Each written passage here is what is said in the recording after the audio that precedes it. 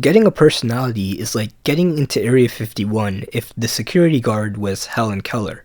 It's really easy. Think about how easy it was when you were a kid. Your entire personality would be like Harry Potter, knowing frog facts and being good at Connect 4, and that was just how it was. An adult comes up to you and starts a conversation, and within 40 seconds, they know you as the Harry Potter Connect 4 frog kid. But now for some reason, you can't help but feel boring, because after the 82nd time in a row of not being able to name a single one of your interests and hobbies when asked, it might start to feel like you just don't have any. But in fact, getting a personality is way simpler than advice on the internet makes it seem. Most people say, be yourself. But that's just extrovert propaganda, since extroverts can be interesting just by existing and using social wizard tactics that an introvert may know about but can never execute. So unless you're willing to switch sides, your next option is to go to Google, where you'll be directed to ads for personality tests, books to read, and advice to join a pottery class. So here's the real answer.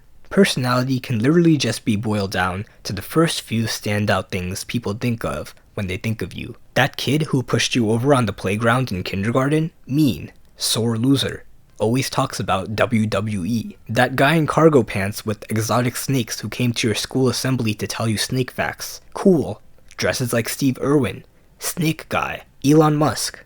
Rich. Eccentric. That's it. Adele. British.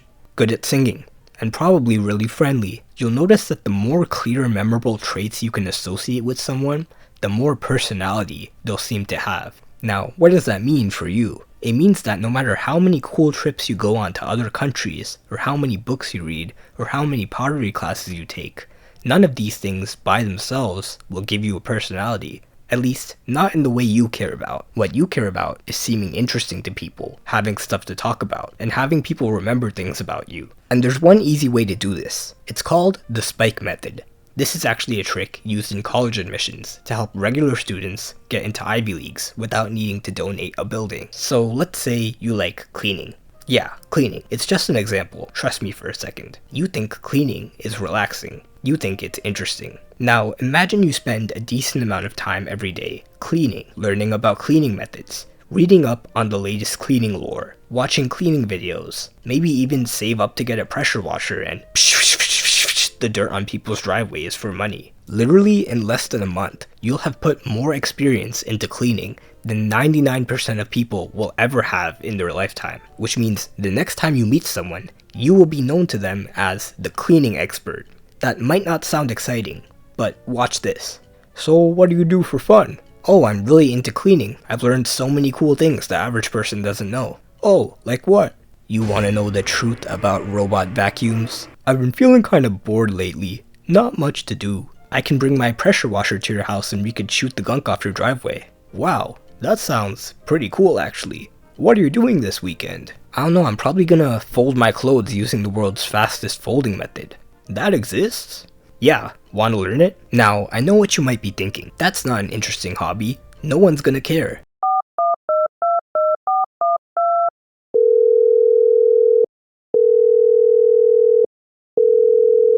So just replace cleaning with whatever you find interesting and run with that. Don't worry about being boring, because whatever you become the expert in, you don't have to talk about that thing all the time. That thing just gets your foot in the door. So instead of just having to introduce yourself the same boring way as everyone else, you can get people to actually stop and listen to you. And then you could have normal conversations about how the subscribe button looks really enticing sometimes. So again, step 1, find something that interests you, no matter how weird it is. Step 2, gain experience in it until you know slightly more about it than most people do. Step 3, when introducing yourself to people, talk about this thing. Step 4, there's no step 4. It's that easy. Fun fact, college admissions officers are literally paid to identify applicants who have cool personalities. When they discover that you're better than 99% of people at something obscure, like cleaning, they call it, well, a spike, because it sticks out. Which is why the college essays with the highest success rate are always about some super niche thing like competitive knitting or the medical applications of Tetris. Now, important disclaimer, you can truly pick anything you want as your spike, but you gotta talk to people about it in a way they can understand. Let's say you spent a month becoming an expert in Minecraft. That's valid. but no one will care if you go straight into talking about how you beat the game without touching the ground. It's impressive, but the majority of people don't know how Minecraft works, and that there was ever a way to beat the game in the first place. I know, right? Like, it's 2024. How do you not know? Instead, explain what Minecraft is, how you got into it, how you beat it, and then explain how you did it without touching the ground. Despite what you might think, people will actually be patient to listen to any topic as long as they can understand it. The second you start using big words and niche terms to sound smart, that's actually when people stop listening. Which is why when Bill Nye explains volcanoes to you, it's interesting. But when someone with a PhD in volcano science explains them, you start wondering halfway through if they're even a real person. So yeah, hopefully that was easy to understand. I'll be taking donations in the form of subscribes to fund the next video,